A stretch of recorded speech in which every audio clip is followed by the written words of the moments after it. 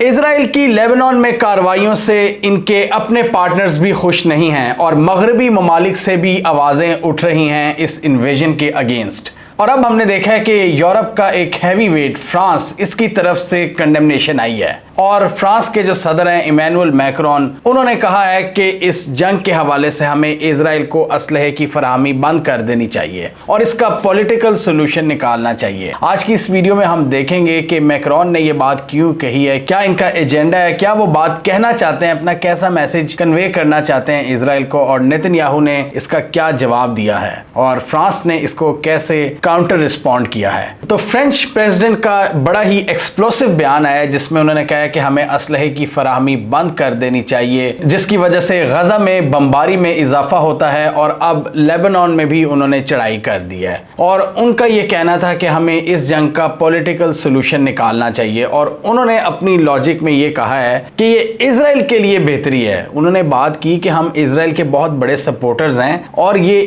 اسرائیل کے لیے ہی بہتر ہے کہ وہ اس کا پولیٹیکل سولوشن نکالے۔ لانگ ٹرم میں یہ چیز اسرائیل کے لیے بھی نیگیٹو میں جا رہی ہے اگر لانگ ٹرم کی بات کریں۔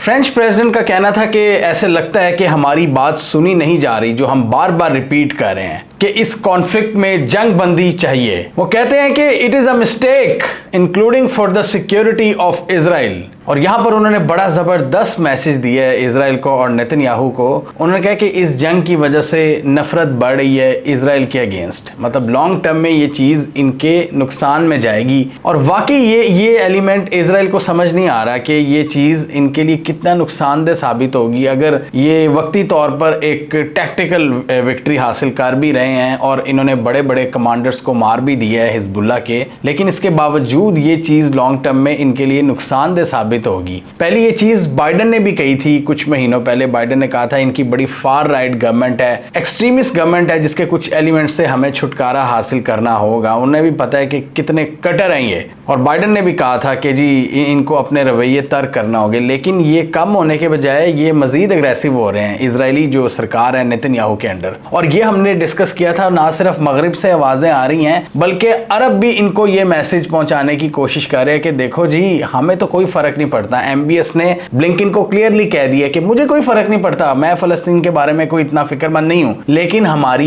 یوتھ کے جو احساسات ہیں وہ ہرٹ ہوتے ہیں۔ انہوں نے اپنی یوتھ کا ایک سینٹیمنٹ انالیسس دیا بلنکن کو کہ یہ جو اسرائیل کر رہا ہے اور آپ ان کی بیکنگ کر رہے ہیں، اس کی وجہ سے ہماری یوتھ آپ سے متنفر ہو رہی ہے۔ اور لاسٹ ایئر بھی عرب امبیسڈرز نے یہ پیغام پہنچایا تھا امریکنز کو کہ آپ کی جو حرکتیں ہیں اسرائیل کو سپورٹ کرنے والی، اسرائیل کو آپ نے فری ہینڈ دیا ہوا ہے، اس کی وجہ سے آپ کی بڑی ایک نیگیٹو امیج کریٹ ہو رہی ہے ہماری یوتھ کے اندر۔ آپ دیکھیں پوری دنیا کے سوشل میڈیا پہ جب نظر دوڑاتے ہیں، اور سوشل میڈیا بھی سڑکوں کا ہی ایک ریفلیکشن ہوتا ہے، سڑکوں پر بھی ہم نے دیکھا کہ برطانیہ میں، امریکہ میں، پورے یورپ میں کتنے بڑے بڑے مظاہرے ہوئے فلسطین کے حق میں، اور وہی چیز ہم سوشل میڈیا پر بھی دیکھتے ہیں، لیکن ان کو یہ چیز سمجھ نہیں آ رہی۔ یہ بات ایران کے سپریم لیڈر علی خامنہئی نے بھی تھوڑے دن پہلے کی تھی کہ یہ مغرب کی ہپوکریسی ہے ویسٹرن پاورز کی، کہ اوپر سے بیانات تو دے دیتے ہیں اسرائیل کے اگینسٹ کیونکہ ان کی اپنی پبلک بھی ناراض ہوتی ہے اور ان کو اپنا مسلم ووٹ بینک بھی سیکیور رکھنا ہے، تو اس وجہ سے وہ اسرائیل کو کبھی کبھار لتاڑ دیتے ہیں، لیکن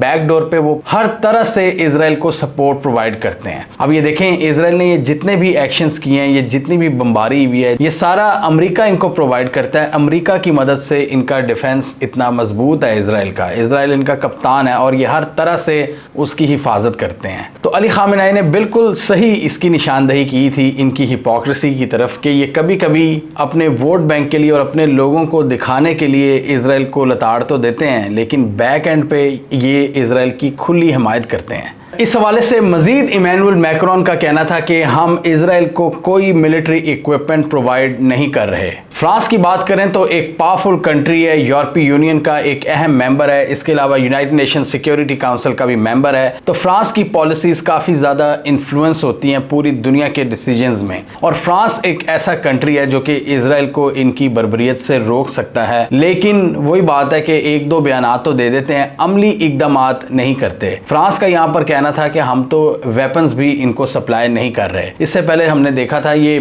برطانیہ میں جو نئی حکومت آئی ہے، کیئر سٹارمر तारमर की, इन्होंने भी एक लिमिटेड लेवल पर असलहे की सप्लाई रोकी है इजराइल को, और इजराइल की तरफ से इनको भी काफ़ी शदीद तनकीद का सामना करना पड़ा था। लेकिन हमेशा से इनका स्टांस यही रहा है कि जी हम इजराइल के साथ खड़े हैं, Israel has the right to defend itself. UK ने जब अपनी कुछ आर्म्स एक्सपोर्ट्स पर पाबंदी लगाई थी इजराइल की तरफ, तो उन्होंने इसको क्लियर रिस्क कहकर पाबंदी लगाई थी कि ये एक रिस्क है और हमें डर है कि हमारे वेपन्स कहीं इंटरनेशनल लॉ की धज्जियां ना उड़ा दें इजराइल के हाथों से। It is a clear risk that they could be used in a serious breach of international humanitarian law.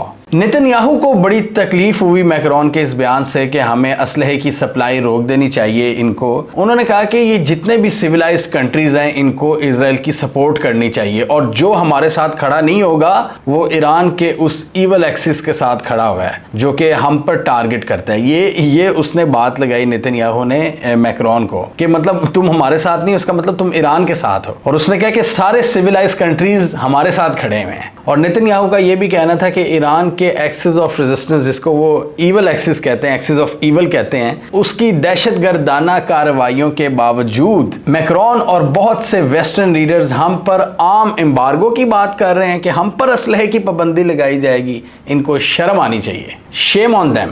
आगे से मैक्रोन ने जवाब दिया कि फ्रांस और इजराइल की दोस्ती लाजवाब है, हम इजराइल के सेल्फ डिफेंस के राइट को सपोर्ट करते हैं, लेकिन उन्होंने नेतन्याहू के बयान को ज्यादती करार दिया। और साथ ही उन्होंने ये भी कहा कि नेतन्याहू का ये बयान फ्रांस और इजराइल के दरमियान दोस्ती से बिल्कुल डिटैच है। हमने देखा कि कतर और जॉर्डन ने इमैनुअल मैक्रोन के इस स्टेटमेंट को सपोर्ट किया कि इजराइल को मजीद असलहा नहीं देना चाहिए क्योंकि वो सीज फायर की तरफ नहीं आ रहा, जंगबंदी की तरफ नहीं आ रहा और नए नए महाजों को खोल रहा है, नई नई बैटल फील्ड्स लॉन्च कर रहा है इजराइल, इसलिए इनको असलहे की सप्लाई रोकनी होगी। लेकिन हम देख रहे हैं कि असलहे की सप्लाई रोकना तो दूर की बात है, इन्होंने तो इसको फ्री हैंड दिया हुआ है कि जहां मर्जी जाओ, जहां मर्जी तबाही फैलाओ, इनोसेंट सिविलियंस को मारो, तुम्हें कोई कुछ नहीं कहेगा, तुम्हें खुली छुट्टी है। उनमें इतना कॉन्फिडेंस है कि वो तो यूनाइटेड नेशन के सेक्रेटरी जनरल को बैन करने की बातें करते हैं कि हमने इनको अपने मुल्क में नहीं दाखिल होने देना। धड़ल्ले से एक्शन ले रहा है इजराइल, कहीं भी बमबारी कर रहा है, वो गजा को उसने मलियामेट करके रख दिया है, लेबनान को अब वो तबाह कर रहा है, और यमन में भी उन्होंने स्ट्राइक्स की थी हुसीस के अगेंस्ट, लेकिन इनको कोई पूछने वाला नहीं है। इसके अलावा मैक्रोन की इजराइल पर तनकीद की एक वजह यह भी है कि जिस तरह ये रिलेंटलेस होकर लेबनान के ऊपर चढ़ाई कर रहे हैं। लेबनान पास्ट में फ्रेंच की कॉलोनी रह चुका हुआ है और अब भी बड़े जबरदस्त टाइज शेयर करता है फ्रांस के साथ। लेबनान की एक बहुत बड़ी पॉपुलेशन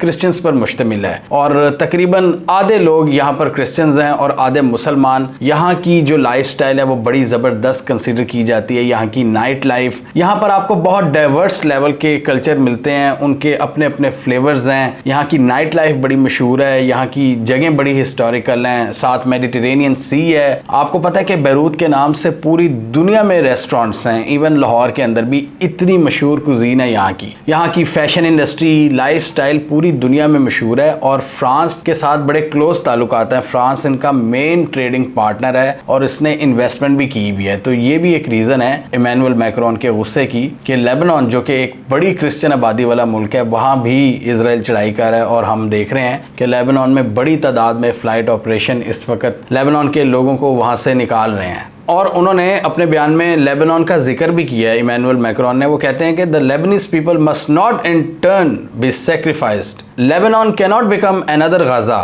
गजा के हवाले से तो किसी को कोई तरस नहीं आया, इतना बड़ा कत्लेआम हुआ है वहाँ पर। ये अरब स्टेट्स देखती रहीं, बड़े बड़े कंट्रीज देखते रहे, रशिया देखता रहा, यूरोप देखता रहा, अमेरिका देखता रहा, लेकिन किसी ने कोई बड़ा एक्शन नहीं लिया इसको रोकने के लिए। फ्री हैंड दिया हुआ है इस बगल बच्चे को कि वो कहीं भी जाके बमबारी कर सकता है, लोगों का कत्लेआम कर सकता है। जिस तरह इन्होंने हसन नसरुल्लाह को असैसिनेट किया, वहाँ पर पूरे इलाके को उड़ाकर रख दिया, पूरी कॉलोनी 6 बिल्डिंग्स पर जो मुश्तमिल थी वो सब को उड़ा दिया सिर्फ एक बंदे को एलिमिनेट करने के लिए। और अब ये वही हरकत लेबनान में करने जा रहे हैं और बैरूत के अंदर स्ट्राइक्स पे स्ट्राइक्स कर रहे हैं। और ये हमने इस वीडियो में जिक्र किया था कि इनको क्या क्या चैलेंजेस दरपेश आ सकते हैं, किस तरह हिजबुल्लाह के फाइटर्स इनकी नींदें हराम कर सकते हैं इस पहाड़ी इलाके में, सदरन लेबनान में। और यहाँ डेली बेसिस पर इजरायली फौजियों की अमवात भी हो रही हैं क्योंकि बड़ा डिफिकल्ट एरिया है। लेकिन इजराइल को जो सबसे बड़ा एज है जो हमने इन 2 वीडियोस में एक्सप्लेन किया था, वो टेक्नोलॉजी टेक्नोलॉजी का है, ओवर द होराइजन उनकी जो अप्रोच है, ड्रोन अटैक्स,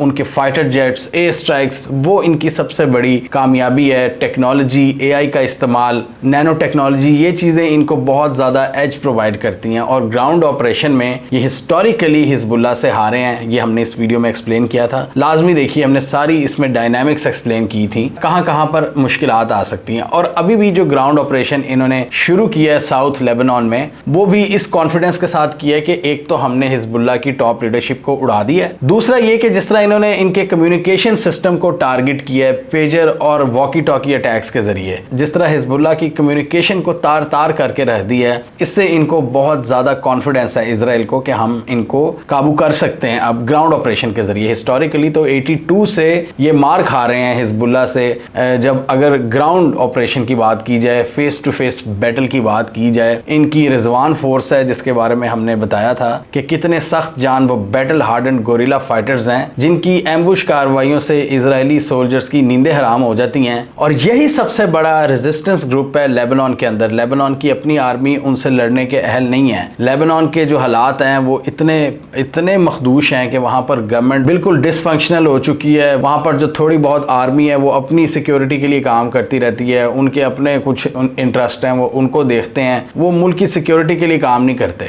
तो लेबनान के अंदर इजराइल को चैलेंज करने वाली फोर्स सिर्फ हिजबुल्लाह है। हमें कमेंट सेक्शन में बताइए आपके ख्याल में पूरी दुनिया बशमूल फ्रांस और ये यूरोपियन पावर्स ये लेबनान के अंदर इजराइल की तबाही रोकने में अपना किरदार अदा करेंगी, या लेबनान को भी ये उसी तरह मलियामेट होने देंगी जिस तरह इन्होंने गजा को अपनी आंखों से तबाह होते हुए देखा है। क्या लेबनान बच जाएगा? कमेंट कीजिए। इसके अलावा हमारा यूट्यूब चैनल सब्सक्राइब कर लो, साथ ही वो बेल आइकॉन भी दबा लें ताकि वो स्टोरीज दुनिया भर से पाकिस्तान से जिनकी मेन स्ट्रीम मीडिया पर प्रॉपर कवरेज नहीं होती, हमारे प्लेटफॉर्म के थ्रू आप तक टाइम पर पहुंच जाएं।